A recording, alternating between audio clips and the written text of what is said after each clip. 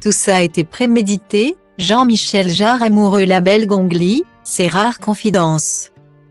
Depuis leur rencontre en 2016 lors d'un concert, ils sont ultra discrets, Jean-Michel Jarre, précurseur de la musique électronique mondiale, et Gong Li, l'une des actrices chinoises les plus connues, vivent une belle histoire d'amour entre leurs deux pays, loin des médias et des photographes.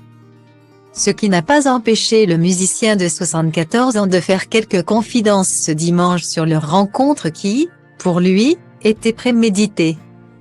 Je me suis toujours demandé quel était mon lien avec la Chine. J'ai été appelé par ce pays.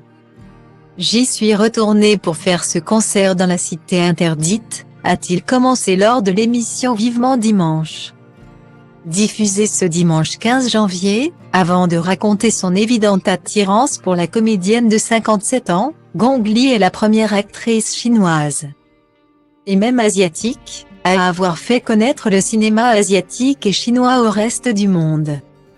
J'ai compris quand on s'est rencontrés que tout ça a été prémédité. Guillemets.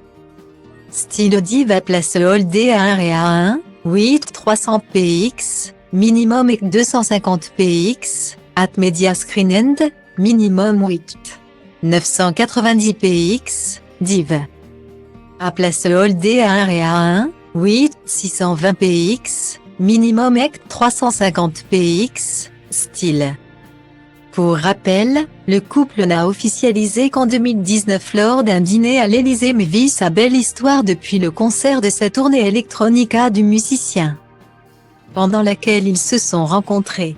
Pour autant, aucun des deux n'a profité de ces 6 ans pour apprendre la langue de l'autre. Alors que Michel Drucker a fini par demander au musicien s'il parlait chinois, la réponse ne s'est pas fait attendre, pas du tout. C'est trop tard. Trop compliqué, a-t-il notamment confié, avant de confirmer que sa compagne, la femme du reste de sa vie ne parlait pas français non plus à part un peu de lyonnais. Une belle histoire qui dure depuis 6 ans, donc, et qui fait briller la vie privée de Jean-Michel Jarre.